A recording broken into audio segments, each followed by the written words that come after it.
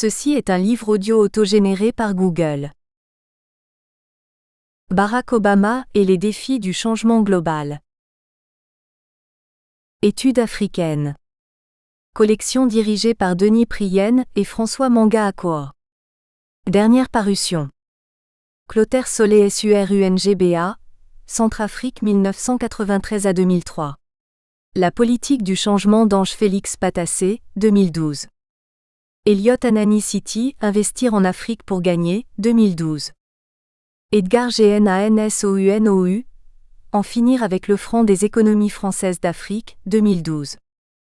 Philippe NKENNDJENG, L'idée nationale dans le Cameroun francophone, 1920 à 1960, 2012. Pierre Esaïe MBPILLE, Les droits de la femme et de l'enfant, entre universalisme et africanisme, 2012. Michel Bourgeois, Senghor et la décolonisation. Radio Dissoo, La révolte paysanne, 2011.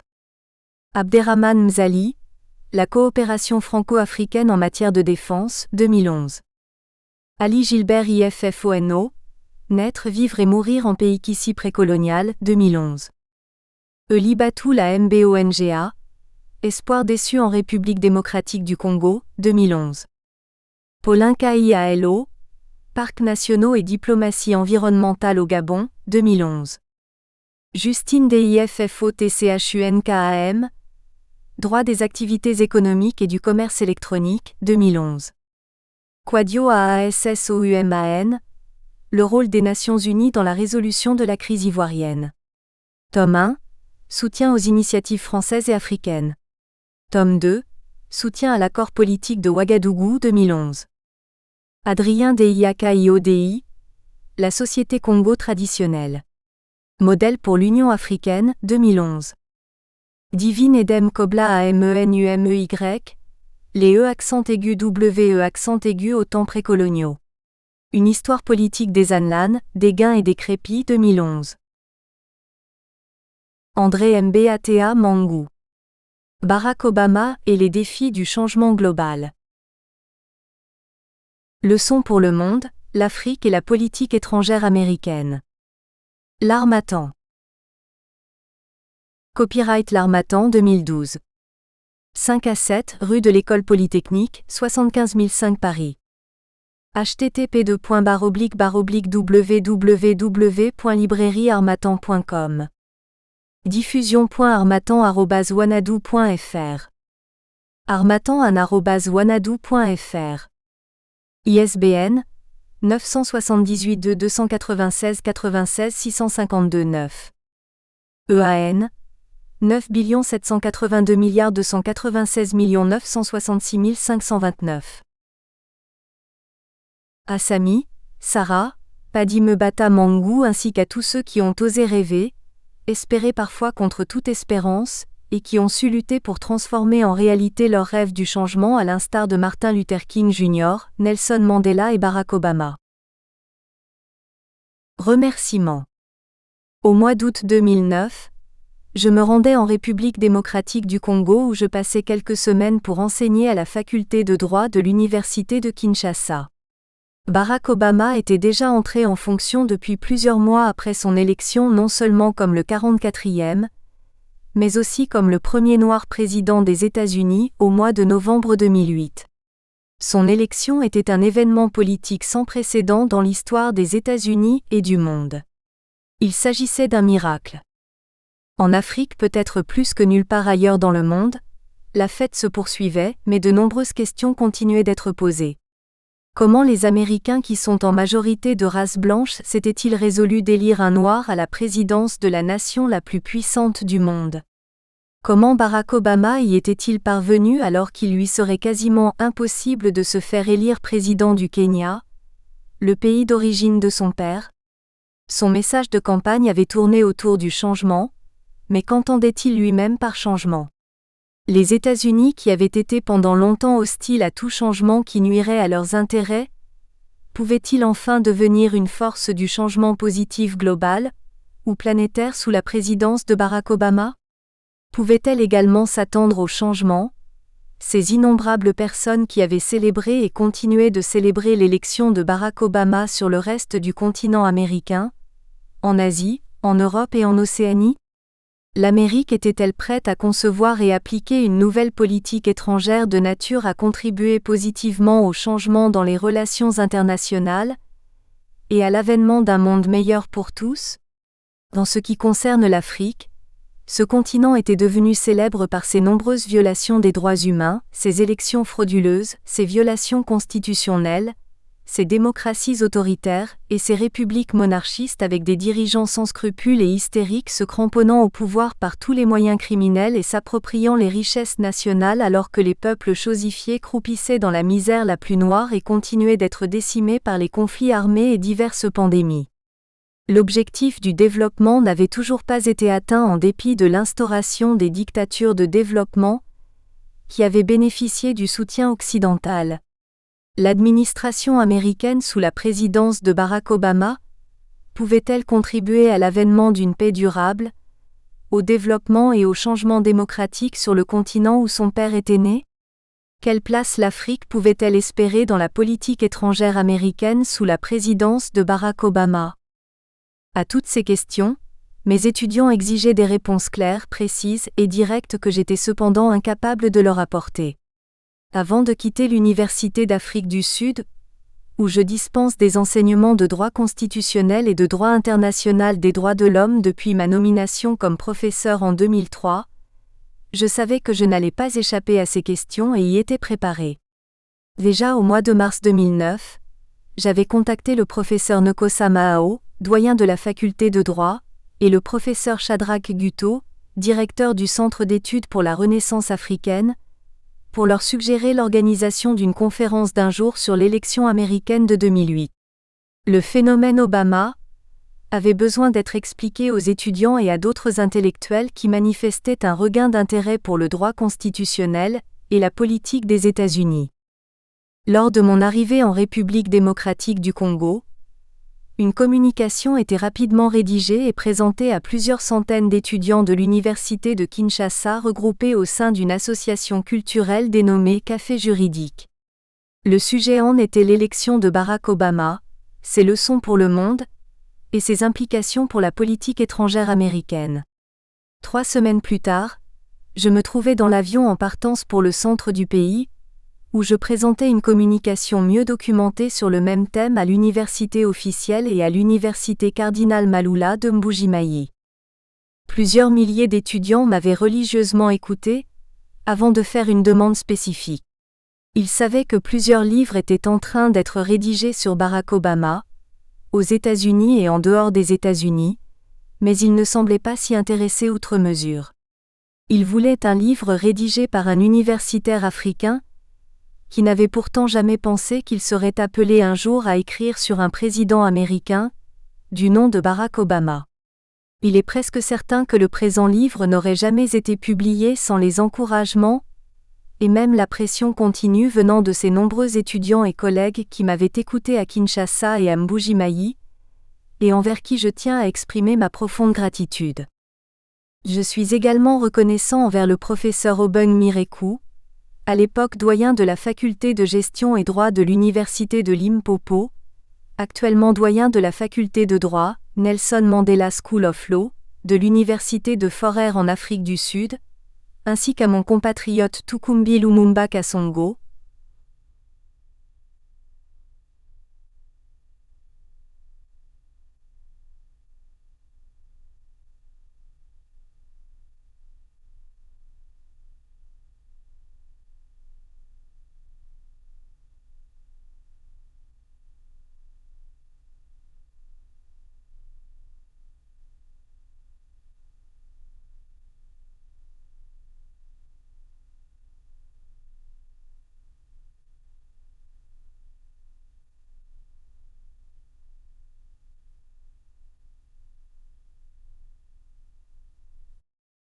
Je voudrais aussi remercier ma collègue Mpharecheni Budeli, professeure au Collège de droit de l'Université d'Afrique du Sud et directrice exécutive adjointe de l'Institut pour la démocratie, la gouvernance, le développement et la paix en Afrique, IDGPA, ainsi que les assistants Anne-Marie Nsaka Kabunda et Joseph Siunda de la faculté de droit de l'université de Kinshasa et du même institut, pour avoir consacré plusieurs jours de travail à la lecture et à la correction de la version anglaise ou française du manuscrit de ce livre.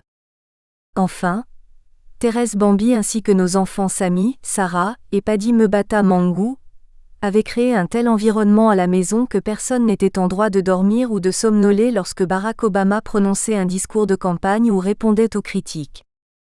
Vers la fin du mois de mai 2008, des larmes coulaient à flots, lorsque tous ces critiques et opposants s'étaient jetés dans la bataille en utilisant toutes les armes à leur disposition, et que nous avions le sentiment qu'Obama risquait de ne pas être désigné comme le candidat du Parti démocrate à l'élection présidentielle de 2008. D'autre part, depuis qu'il m'avait rejoint en Afrique du Sud lorsque j'enseignais encore à l'Université du Nord devenue actuellement l'Université de Limpopo, Pasteur Martin Luther King Jr. était devenu leur héros et ils adoraient son célèbre discours « J'ai un rêve ». Par ailleurs, partager un gâteau le jour d'anniversaire de Nelson Mandela et prier pour ce miracle africain était devenu une rituel et une règle de droit constitutionnel coutumier, qui ne pouvait souffrir d'aucune dérogation. Dans leur fort intérieur, Thérèse, Sami, Sarah et Paddy étaient persuadés que l'élection de Barack Obama contribuerait au développement de ce droit. Lorsqu'à la suite de la victoire de Barack Obama à l'élection présidentielle américaine de 2008, je leur faisais connaître mon intention d'écrire un livre sur cet autre grand fils d'Afrique, je ne pouvais pas m'attendre à un meilleur appui. L'accueil était délirant. J'avais droit à d'inhabituelles embrassades avec malheureusement l'obligation de rendre compte et d'expliquer à la fin de chaque semaine où j'en étais avec le livre sur Barack Obama, et pourquoi je progressais lentement et timidement à leurs yeux. Il n'est donc pas surprenant que ce livre leur soit tout naturellement dédié, avec l'espoir qu'ils continueront d'entretenir le rêve de changement et de lutter pour que ce rêve devienne une réalité dans l'intérêt des peuples d'Afrique et du reste du monde. Kinshasa, le 13 décembre 2011. Professeur André Mbata Mangou. Abréviation. AFDL Alliance des Forces de Libération du Congo. AMP Alliance de la majorité présidentielle. ANC African National Congress. CIA Center for Intelligence Agency. CNS Conférence nationale souveraine. DIC Dialogue intercongolais. EU États-Unis d'Amérique. FBI Federal Bureau of Investigation. FMI Fonds monétaire international. FUSAD Front uni pour la sauvegarde des acquis démocratiques.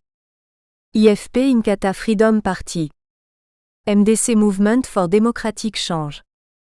MLC, Mouvement de libération du Congo. MP Majorité présidentielle. MPR, Mouvement populaire de la Révolution. NCOP National Council of Province. NP National Party OMC, Organisation mondiale du commerce. OMS Organisation mondiale de la santé. ONU Organisation des Nations unies. PPRD Parti du peuple pour la reconstruction et la démocratie. RCD Rassemblement congolais pour la démocratie. Rez-de-chaussée République démocratique du Congo. SIDA Syndrome immunitaire de déficience acquise. UA Union africaine. UDPS Union pour la démocratie et le progrès social. UE Union européenne. Un Union pour la nation. UNICEF United Nations Children's Fund. ZANUPF Zimbabwe African National Union, Patriotic Front. Introduction. Le 4 novembre 2008, le peuple américain se rendait aux urnes pour élire le 44e président des États-Unis d'Amérique, EU. Cette élection était historique à plus d'un titre.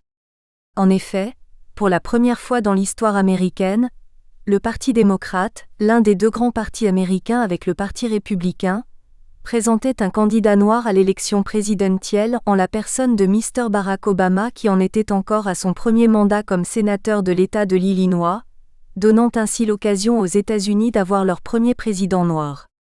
Le sénateur Joe Biden, de l'État de Delaware, était son colistier comme candidat démocrate à la vice-présidence. Par contre, Le Parti républicain présentait John McCain, sénateur de l'État d'Arizona, et Madame Sarah Palin, une jeune femme blanche gouverneure de l'État d'Alaska, comme ses candidats respectivement au poste de président et de vice-président des États-Unis.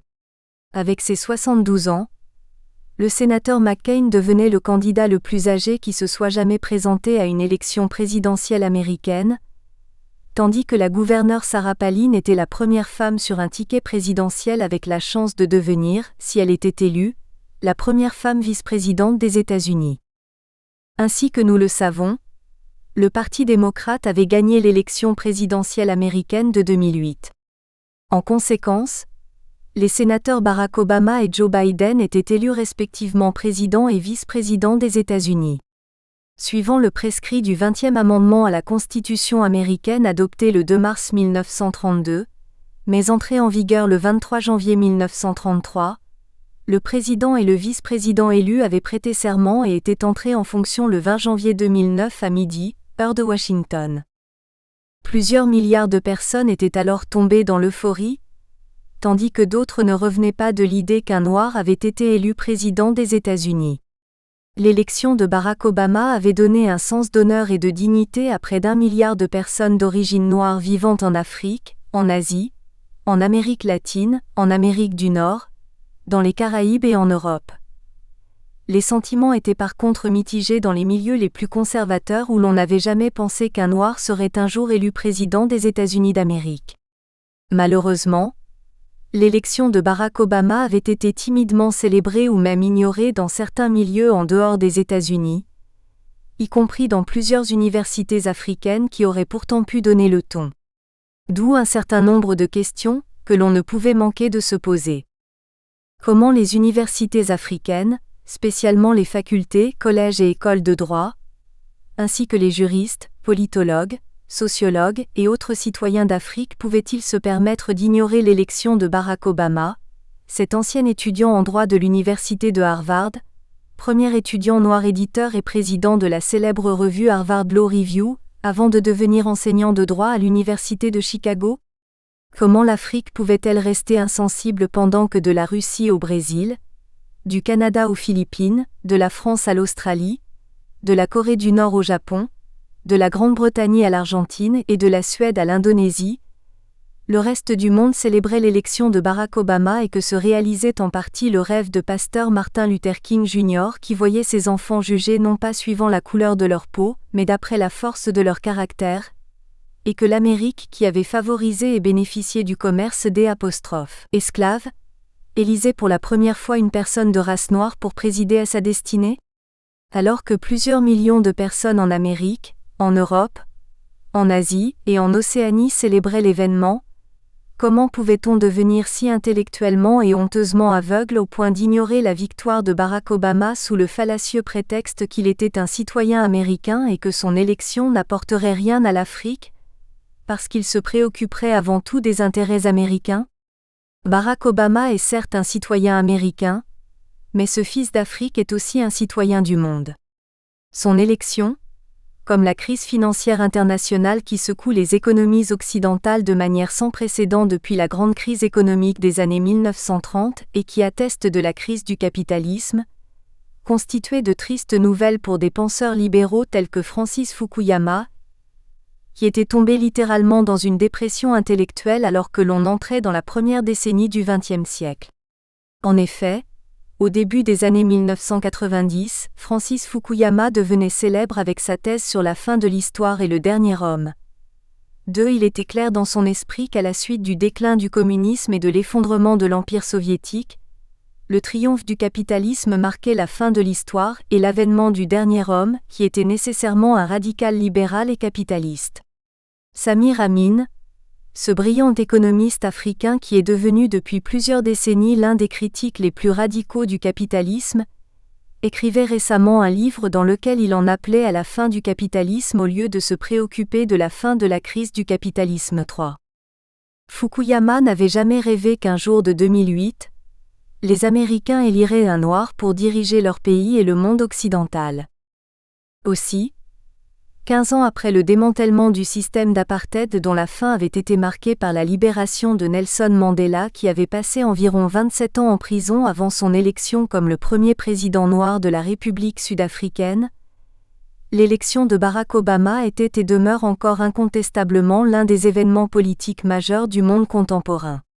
Le choix de Barack Obama comme la personne de l'année 2008, par le journal Time Magazine 4, ne correspondait à la grandeur de cet événement historique qui interpellait le monde en général et l'Afrique en particulier et requiert que l'on réfléchisse un peu sur la longue et pénible marche des peuples africains vers le constitutionnalisme et la démocratie. Par ailleurs, depuis l'avènement du multipartisme et même sous les régimes militaires et monopartisans, les Africains se rendent régulièrement aux urnes pour élire leurs dirigeants. Malheureusement, ces élections n'ont que très rarement débouché sur la consolidation de la démocratie dans les États d'Afrique, où elles sont souvent truquées et accompagnées d'actes de violence. Les fraudes et manipulations électorales ont été et restent encore la règle cardinale du jeu électoral sur le continent.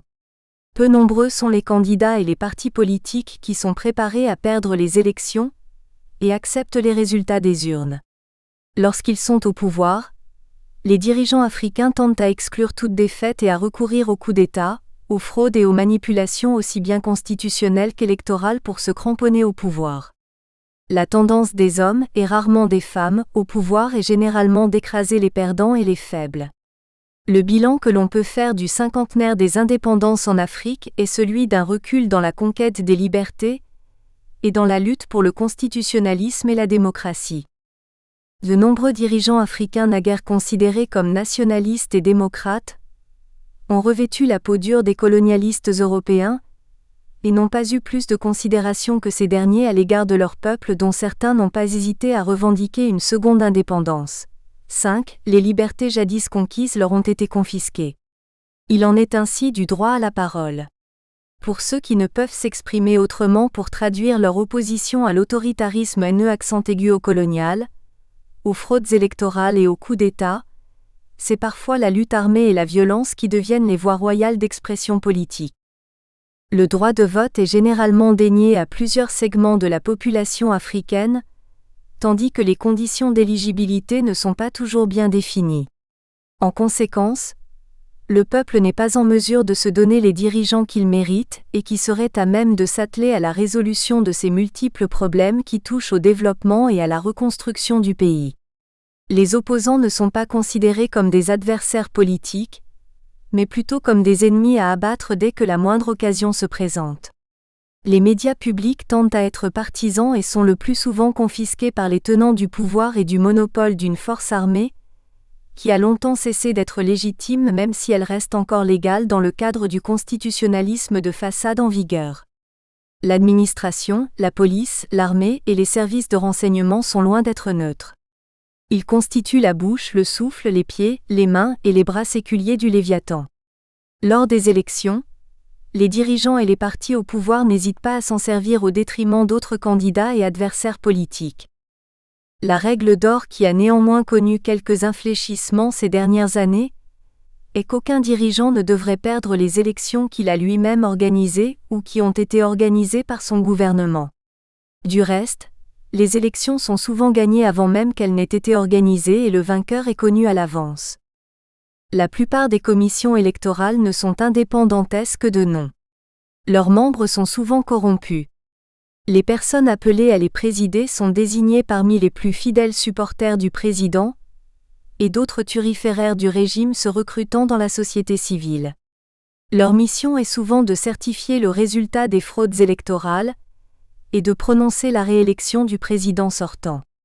La nomination des membres, surtout celle des présidents des commissions électorales, est ainsi devenue l'une des questions les plus contentieuses entre le parti ou la coalition au pouvoir et l'opposition dans la mesure où l'expérience a démontré que le vote populaire est souvent sans importance. Le vote le plus déterminant de l'issue de l'élection est plutôt celui des commissions électorales et de leurs présidents. Cependant, les résultats électoraux annoncés par les commissions électorales sont des résultats provisoires devant être validés par la plus haute juridiction du pays qui est également compétente pour trancher les litiges électoraux et proclamer le vainqueur de l'élection présidentielle. En conséquence, un autre acteur important du processus électoral et même l'acteur le plus puissant se trouve être le pouvoir judiciaire. Malheureusement, autant que l'administration, les services de l'ordre et de sécurité, les cours et tribunaux sont loin d'être indépendants du gouvernement. Ils n'hésitent pas à condamner ou à innocenter ceux que le président ou son gouvernement a décidé de condamner ou d'innocenter. À l'instar des commissions électorales, les cours et tribunaux n'ont pas d'autre choix que de valider les résultats frauduleux favorables au président et au parti ou à la coalition au pouvoir, et de dénier la justice des urnes aux opposants.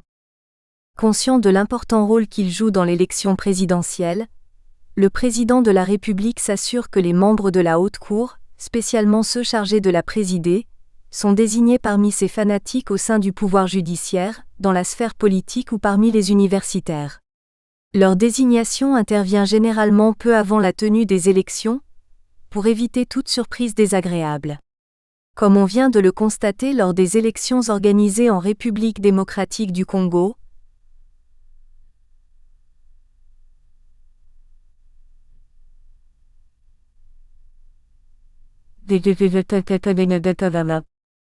la plupart des juges des cours suprêmes ou constitutionnelles africaines, qui sont aussi juges du contentieux de l'élection présidentielle, répondent favorablement aux attentes ou mieux aux ordres de celui qui les a nommés en confirmant son élection ou sa réélection.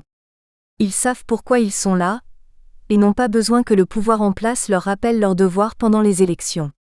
Suivant la règle générale qui a néanmoins connu quelques exceptions ces dernières années principalement dans certains pays d'Afrique anglophone, le président sortant ne peut pas ne pas être élu ou réélu, mais il doit l'être.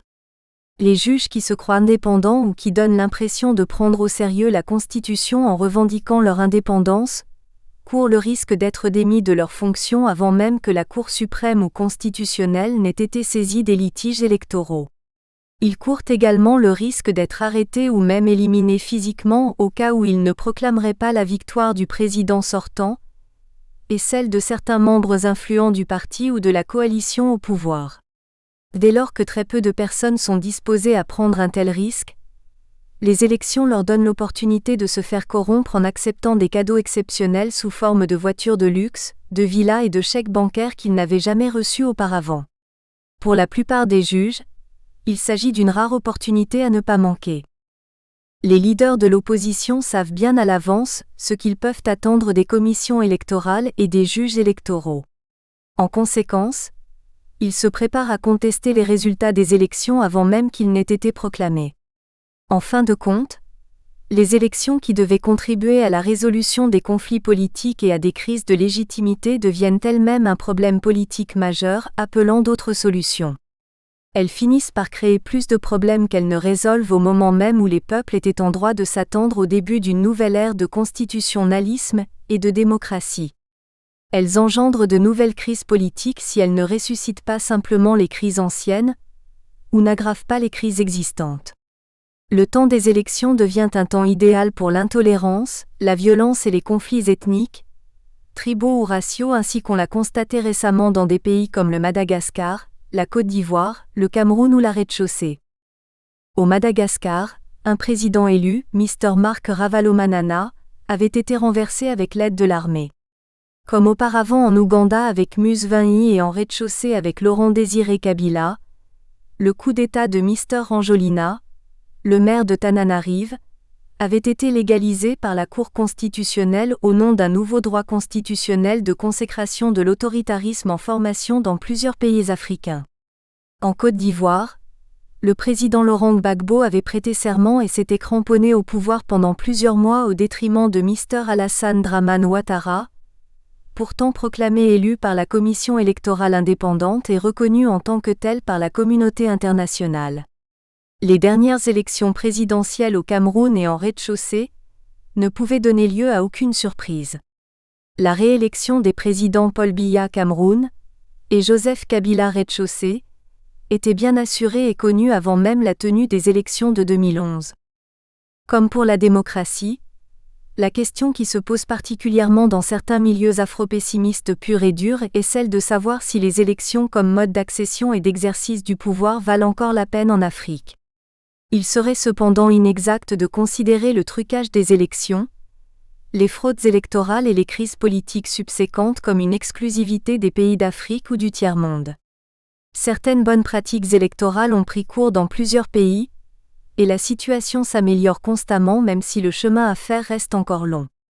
De bons exemples en matière d'organisation des élections sont venus des pays tels que l'Afrique du Sud, le Bénin, le Botswana, le Ghana, l'île Maurice, le Mali et la Namibie qui ont réussi à avoir des élections apaisées, libres et transparentes ayant contribué à asseoir ou à consolider la démocratie. Cependant, les pays tels que l'Angola, le Burkina Faso, le Burundi, le Cameroun, la Côte d'Ivoire, la Guinée équatoriale, le Madagascar, l'Ouganda, la République du Congo, la République centrafricaine, la Rez-de-Chaussée, le Soudan, le Tchad et le Zimbabwe contribuent à accréditer la thèse de la prévalence des mauvaises pratiques telles que les fraudes, les violences et les manipulations comme constituant la règle du jeu électoral en Afrique. Vers la fin de la décennie 1980, l'Afrique s'était embarquée dans le processus de libéralisation politique ou de démocratisation. Il s'agit de deux concepts ou processus complémentaires, mais autonomes et distincts. 7. La libéralisation politique est considérée comme un processus politique initié par le pouvoir en place et partant du sommet à la base. Le processus est contrôlé par une élite, plus préoccupée par son maintien au pouvoir que par la consolidation de la démocratie. Il se caractérise par l'établissement d'institutions démocratiques formelles telles que la liberté des médias, le pluralisme politique, et les élections sans pour autant conduire à un changement substantiel du régime politique. C'est à juste titre que certains chercheurs se réfèrent à ce processus de libéralisation politique comme étant une libéralisation conservative, ou une démocratisation passive, 8 selon René. Le Marchand 9. La libéralisation politique peut ou ne pas conduire à la démocratisation. À la différence de celle-là, celle-ci se réfère au processus de changement politique radical partant de la base au sommet du pouvoir. Un tel processus est contrôlé par les masses du peuple et conduit à la consolidation de la démocratie. Suivant plusieurs auteurs, la libéralisation politique ou la démocratisation survenue en Afrique vers la fin de la décennie 1980 et le début de la décennie 1990 était consécutive à plusieurs facteurs ou à un certain vent, qui soufflait alors sur le monde et n'avait nullement épargné le continent africain. Pour certains, il s'agissait bien du vent d'Est 10 consécutif au processus de changement ayant balayé les régimes totalitaires dans l'ancienne Union soviétique et dans les pays satellites de l'Europe de l'Est, suivant la politique du président Gorbatchev connu sous les noms de perestroïka et glasnost. La tendance était donc d'attribuer le changement politique en Afrique à ce vent d'Est d'inspiration gorbatchevienne. Certains penseurs libéraux occidentaux étaient par contre d'un avis différent. D'après eux, le changement démocratique en Afrique était dû au vent de l'Ouest. 11 selon Bantock, attribuer le changement politique au vent de l'Est serait une illusion consistant à oublier l'antériorité du mouvement dans les pays occidentaux. 12. Le vent de l'Ouest était attribué au discours de la Baule, prononcé par le président français François Mitterrand en 1981. Dans ce discours, le président Mitterrand avait demandé aux chefs d'État et de gouvernement africains durant le sommet France-Afrique de s'engager résolument dans la voie de la démocratisation et du respect des droits humains, s'il voulait continuer à bénéficier de l'assistance et de la coopération de son pays. Le vent de l'Ouest était également attribué aux pressions des institutions financières internationales, spécialement le Fonds monétaire international, FMI, et la Banque mondiale, qui soumettaient leur assistance et leurs prêts aux pays africains à la conditionnalité d'une bonne gouvernance. D'après Fontaine 13, si Marx devait revenir sur la Terre, il ne dirait pas que le vent de l'Est l'aurait emporté sur le vent de l'Ouest. Les défenseurs de ce vent n'avaient pas non plus échappé aux critiques. Plusieurs chercheurs africains et africanistes étaient parmi ceux qui rejetaient à la fois le vent de l'Ouest et le vent d'Est, pour la simple raison que la nature compétitive de la guerre froide était loin de promouvoir la cause de la démocratie en Afrique. Les deux superpuissances, les États-Unis et l'Union soviétique, se concurrençaient dans le soutien que chacune d'elles apportait au régime autoritaire de son obédience comme un moyen d'étendre son influence idéologique. 14 La démocratie et les droits humains étaient ainsi parmi les plus grandes victimes de la guerre froide dans le monde en général et en Afrique en particulier. Selon Todiambo. Bien que l'Ouest fût conscient de la nature rampante de la mauvaise gouvernance et de l'autoritarisme en Afrique, il refusait de condamner énergiquement les pratiques. Dans certains cas, l'Ouest avait participé à l'établissement et à la consolidation de pires dictatures dans la région. Cette situation était spécialement due à la rivalité idéologique entre l'Ouest et l'ancien bloc communiste. Rivalité dont le but principal était de s'assurer les positions militaires stratégiques et les marchés dans la région 15. En conséquence, l'Ouest et l'Est étaient moins intéressés à la démocratie qu'à la préservation de leurs intérêts militaires et économiques stratégiques en Afrique 16 dans leur quête des alliés. Les grandes puissances n'avaient que peu de considération pour le respect des droits humains en Afrique 17. Il n'est dès lors pas surprenant que certains auteurs africains en soient arrivés à la conclusion que le vent du changement en Afrique venait plutôt de l'Afrique et qu'il s'agissait du vent du Sud. Le vent de l'Afrique elle-même, 18. D'après Claude Hackey, les origines et les aspirations du mouvement démocratique en Afrique, aussi bien sa forme que son contenu, ne sont pas liées aux événements survenus en Europe de l'Est. Loin d'imiter ces événements, le mouvement démocratique en Afrique les a par contre précédés. Ce mouvement ne doit rien à l'Ouest qui a été pendant longtemps opposé à la démocratie en Afrique. Le vent est plutôt venu du Sud, de l'Afrique elle-même. Pendant près d'un siècle, les peuples africains se sont battus sans relâche pour la démocratie à un coût très élevé. Malheureusement, leur lutte n'avait pas reçu de la communauté internationale le cachet de légitimité qu'elle méritait. En effet, elles étaient en partie dirigées contre l'Ouest 19 cependant au lieu d'opposer le vent de l'Ouest au vent de l'Est, ou même le vent du Nord au vent du Sud comme s'excluant mutuellement et d'attribuer la paternité du changement en Afrique à un seul vent, il semble plus approprié de S'. Aligné sur la position de Wiseman 20, pour qui le changement démocratique en Afrique était plutôt dû à une combinaison de pression ou de vents, internes et externes. Les facteurs ou les vents extérieurs à l'Afrique, qu'ils soient venus de l'Ouest ou de l'Est, du Nord ou d'autres parties du Sud, ont également joué un rôle déterminant dans le changement politique en Afrique, mais le ver était dans le fruit. D'après Konak 21 et Bayard 22, ce sont les facteurs domestiques ou internes qui ont joué le rôle le plus décisif. Finalement, le vent à la base des réformes politiques que l'Afrique a connues à la fin de la décennie 1980 et au début de la décennie 1990 n'était ni le vent de l'Est, ni le vent de l'Ouest, ni le vent du Nord, ni le vent du Sud, encore moins le vent d'Afrique, pris isolément. Il s'était plutôt agi d'une combinaison de vents, le vent de l'histoire dans lequel le vent d'Afrique avait bel et bien son importance 23. C'est à la suite de ce vent que le multipartisme avait été adopté et les élections organisées dans plusieurs pays. Le multipartisme et les élections ont même fini par symboliser la démocratie. Écrivant au milieu de ces impétueux vents du changement, balayant l'Afrique après des décennies de monopartisme et de militarisme, Béchir Ben Ahmed 24, le rédacteur en chef du magazine Jeune Afrique 25, devenu l'intelligent, avertissait que ceux des peuples africains qui se contenteraient du multipartisme et des élections se rendraient bien vite compte d'être restés sur leur faim car un long chemin resterait encore à faire sur la voie de la démocratie. Bratton et Posner affirment que dans la conception libérale, les élections sont une institution déterminante de la démocratie. 26 élections et démocratie sont devenues virtuellement synonymes dans la pensée politique occidentale 27. Pour Dahl 28, la consolidation de la démocratie implique la participation et la compétition politique, ce qui présuppose les élections et le multipartisme. Les élections constituent la base du test de consolidation démocratique imaginé par Huntington, le test du double renversement. 29 D'après ce test, la consolidation démocratique se réalise lorsque les gagnants de premières élections sont battus dans une élection ultérieure et ceux qui sont au pouvoir acceptent à leur tour de le céder en cas de défaite électorale.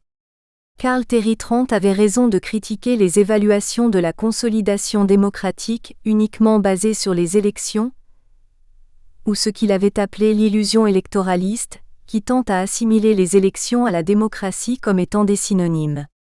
Plus récemment, La démocratie a été réduite aux élections multipartistes au bénéfice de certains des plus notables autocrates du monde qui en profitent pour se couvrir de la peau de démocrates sans pour autant réformer leur régime répressif. 31 ainsi que Crawford Young 32 l'avait observé, le besoin de satisfaire les donataires étrangers était l'une des raisons majeures ayant poussé plusieurs dirigeants autoritaires africains à libéraliser leur régime. La manifestation la plus tangible qu'un tel changement était en cours était la légalisation des partis politiques et l'organisation des élections compétitives. Selon Adebayo Olukoshi, il était problématique de se contenter des arrangements électoraux douteux au motif que ce serait l'unique réalisation possible à l'étape actuelle du développement de l'Afrique 33. Pour Bratton et Posner, les procédures formelles ou les élections ne créent pas une démocratie parce que, comme l'expérience l'a démontré en Amérique latine, les élections peuvent coexister avec des abus systématiques de droits humains et la privation de la citoyenneté aux larges couches de la population 34. De l'avis de George Nzongola Ntalaya, il serait trop simpliste d'assimiler la démocratie à l'organisation des élections. La question de la démocratie va bien au-delà des élections, pour s'étendre à des principes démocratiques de gouvernance et à l'équilibre des forces sociales au sein de la société politique 35. Claude Hackey affirmait que les élections sous un régime de parti unique de droit ou de fait se ramenaient à un simple processus consistant à voter sans choisir, à partir du moment que le peuple n'avait pratiquement pas de choix 36. Ainsi que l'on pouvait s'y attendre, le résultat du vote sans choix était ce que Thandikam Kandawire appelait démocratie sans choix, 37 formelle, cosmétique et superficielle. Electoracy 38 était le nom trouvé par Barack Obama pour qualifier ces démocraties. Pour le sénateur américain qu'il était alors, une élection est au mieux un moyen, non une fin, un point de départ, non un résultat 39. Selon Claude Hackey, 40 une démocratie électorale est une démocratie cosmétique ou de façade, une négation de la véritable démocratie revendiquée par la majorité des peuples d'Afrique. Mitchell et Booth 41 avaient rejeté l'illusion électoraliste qui assimilait les élections à la démocratie. Cependant, ils avertissaient en même temps que l'on devait être assez attentif pour ne pas tomber dans son antithèse, l'illusion anti-électoraliste, selon laquelle les élections ne seraient ni nécessaires ni importantes pour la démocratie et l'apostrophe. On pourrait avoir une démocratie qui ne soit pas fondée sur les élections 42, au dire de Bratton et Posner, les élections ou tout au moins les élections libres, transparentes et compétitives sont nécessaires et une démocratie moderne est impossible sans élections. 43 Depuis des temps immémoriaux, les peuples du monde se sont battus pour édifier des sociétés plus démocratiques, basées sur l'égalité, la justice, le respect de l'état de droit, la dignité humaine et les droits humains. La démocratie est devenue un préalable au développement économique, avec lequel il entretient des relations dialectiques 44. La démocratie moderne est une démocratie électorale, et avant tout une démocratie constitutionnelle. Dans notre univers soumis à une mondialisation accélérée, il est des leçons, bonnes ou mauvaises, que les peuples apprennent les uns des autres dans leur marche vers le constitutionnalisme et la démocratie. Ces leçons sont basées sur des expériences qui peuvent être partagées au plan universel, régional ou sous-régional. Il est absolument des leçons que le reste du monde, y compris l'Afrique, peut apprendre de la Constitution américaine qui a permis l'élection de Barack Obama comme le premier président noir des États-Unis, et de cette élection elle-même. En ce qui concerne les élections et la démocratie en Afrique, Arbezon avait par exemple étudié les transitions démocratiques africaines et conclu qu'elles comportaient des leçons pour l'Afrique orientale et australe.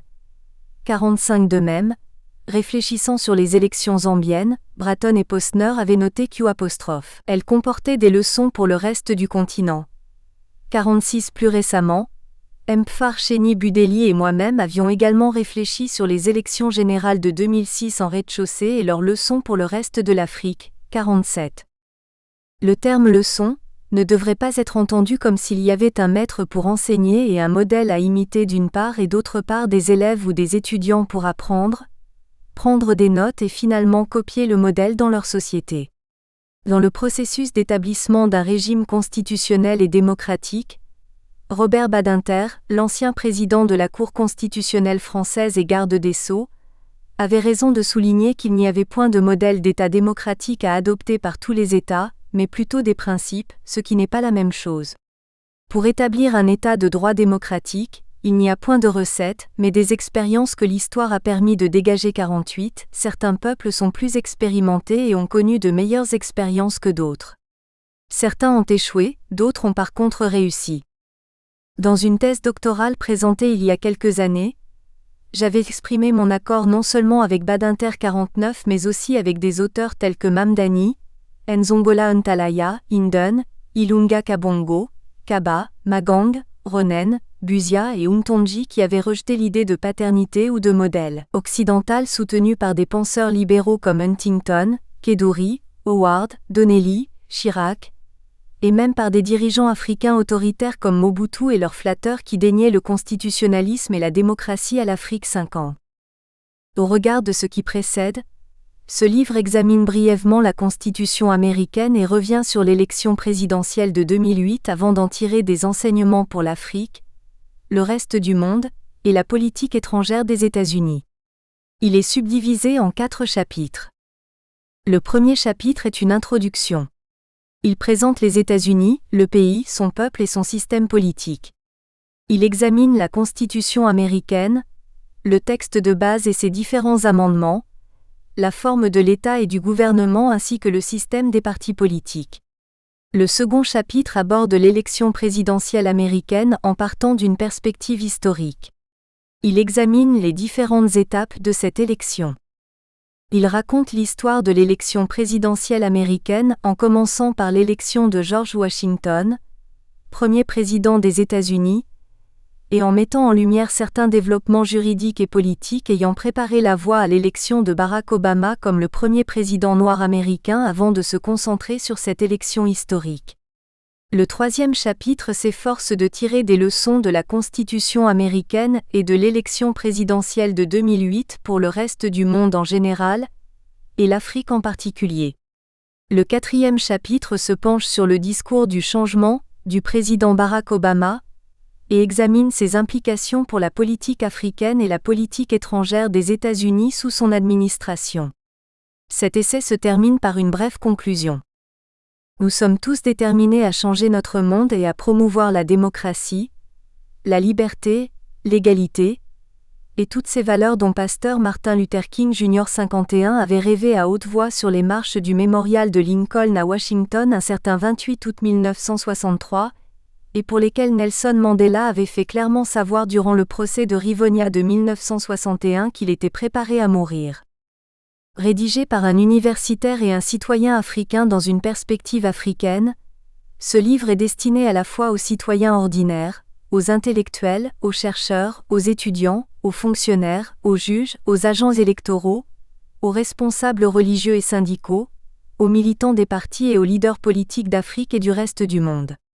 Il pourrait également assister les citoyens américains à comprendre ce que les peuples d'autres parties du monde en général, et en particulier ceux d'Afrique, pensent de la Constitution américaine, du système politique américain, de l'élection de Barack Obama, de son discours pour le changement, et ce qu'ils attendaient de l'Amérique sous l'administration de son premier président noir. J'espère donc que ce livre sera également utile aux citoyens et aux intellectuels américains qui s'efforcent de réaliser le changement, et qu'il pourra aider l'administration américaine dans la formulation et l'exécution d'une nouvelle politique africaine et étrangère des États-Unis, qui se conforme à leur volonté d'exercer un nouveau leadership planétaire, ainsi que Barack Obama n'avait cessé de le rappeler.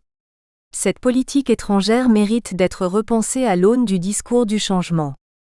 Tout en célébrant les vertus et les valeurs de la Constitution américaine, la longue, difficile mais victorieuse marche du peuple américain de l'esclavage à la liberté et à l'égalité, ainsi que l'élection de Barack Obama à la présidence américaine, l'un des objectifs majeurs mais modestes de cet ouvrage est de contribuer au changement positif dans notre société. Inguto, SBO, Projecting Change and Continuity Under the Obama Administration, communication inaugurale lors du Forum États-Unis-Afrique organisé par Africa Action en collaboration avec le département d'études africaines de l'Université de Howard, Washington, D.C., 19 février 2009, 1-14 à 15. Guto révèle que l'Amérique latine et les Caraïbes sont peuplées d'environ 165 millions de populations d'origine africaine, dont 90 millions au Brésil, 10 en Colombie, 5 au Venezuela avec le président Hugo Chavez qui revendique également une origine africaine, 3 au Pérou, 2 en Argentine, 500 000 à Équateur, au Nicaragua et au Panama, 300 000 au Mexique et au Guatemala, 700 000 au Puerto Rico, 200 000 en Honduras et en Uruguay, et 100 000 au Costa Rica. L'élection de Barack Obama avait réveillé les Noirs dans le monde entier, y compris environ 1 million de citoyens irakiens qui découvraient tout d'un coup qu'ils étaient noirs et commençaient à se mobiliser pour la reconnaissance de leur droit à l'égalité suivant la révélation du journal sud-africain Mail et Guardian, dans son numéro du 30 janvier au 5 février 2009. De Fukuyama, F. La fin de l'histoire et le dernier tome, collection Champ Flammarion, 1992. En anglais Fukuyama, F. The End of History and the Last Man, New York, Free Press, 1992. 3 Amines, Ending the Crisis of Capitalism or Ending Capitalism? Dakar, CODESRIA, 2010. 4 Time, volume 172, numéro 26, 29 décembre 2008 au 5 janvier 2009. 5 L'Iraké, CL, Democracy and Development in Africa, Washington, D.C. The Brookings Institution, 1996-139, Nzongola Ntalaya. G. The Democratic Movement in Zaire 1956 à 1994, Harare, AAPS, 1994, 1-13-14. 6 Mangou, AMB. The Road to Constitutionalism and Democracy in Post-Colonial Africa, The Case of a Democratic Republic of Congo, thèse doctorale, Université d'Afrique du Sud, Pretoria, 2002, 294 à 297. 7 Sur le débat concernant la démocratisation et la libéralisation politique, lire Kadir S., Clapham C. et Giles, B. Démocratisation in the Third World, 1 Introduction, Third World Quarterly, vol. 14 numéro 3 1993 416 à 418, Riniers, E. Démocratisation in Sub-Saharan Africa? Literature Overview, Third World Quarterly, volume 14 numéro 3 1993 652 à 653. 8 Lire Sin-Jun, L. ed. La révolution passive au Cameroun, État, Société et Changement, Dakar, CODESRIA, 1999, Faton, R. The Making of a Liberal Democracy Senegal Passive Revolution 197 à 198 Boulder et London, Lin Riene Publishers 1985. 9 Cité par Riniers, op.site 653.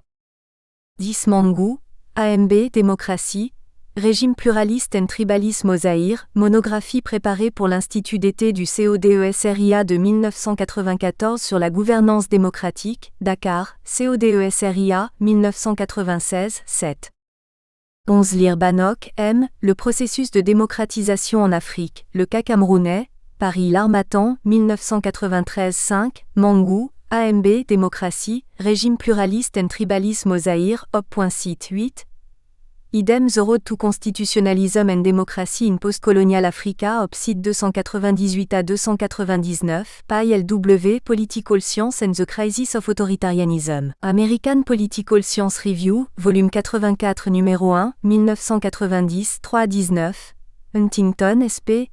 Democracy's Third Wave, Journal of Democracy numéro 2, 1991, 12 à 43. 12 Bannock, Monsieur op.site 5. 13 Fontaine, A. Vent de l'Ouest, Le Monde, numéro 14472, 2 août 1991, 1. 14 Lire Wiseman, J.A., The New Struggle for Democracy in Africa, Avebury, Aldershot, 1996, 4, Odiambo, C. The Future Prospect of Multi-Party Democracy in Africa, communication lors de l'atelier sur l'histoire internationale, Johannesburg, University de Witwatersrand, 12 à 15 Juillet 1994, 3. 15 Odiambo, Monsieur op.site 3. 16 Gonidec, PF. Démocratie and développement en Afrique, perspective. International ou national, Afrique 2000, numéro 14, 1993, 50 à 51. 17 Mangou, AMB. The Road to Constitutionalism and Democracy in Post-Colonial Africa, op. site 299. 18 Idem 300 à 305. 19 Ake, CL, L'Afrique vers la démocratie, cité par Mangou, AMB, The Road to Constitutionalism and Democracy, op.site 300. 20 Wiseman, J.A. The New Struggle for Democracy in Africa, op. site 35 à 37, 158. 21 Lire Konak G. Introduction, in Konak G. ed. L'Afrique en transition vers le pluralisme politique, Paris, Economica, 1993 6. Idem les processus de démocratisation en Afrique, in Konak G. ed. op.site 11. 22 Bayard, J.F. The State in Africa, The Politics of the Belly, New York, Longman, 1993 x.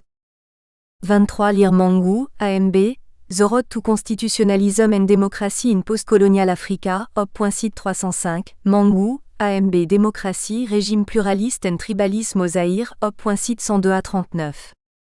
24 Béchir Ben Ahmed, cité par Gonidec, PF, Démocratie et développement en Afrique, Perspectives internationales ou nationales, op.site 57 à 58.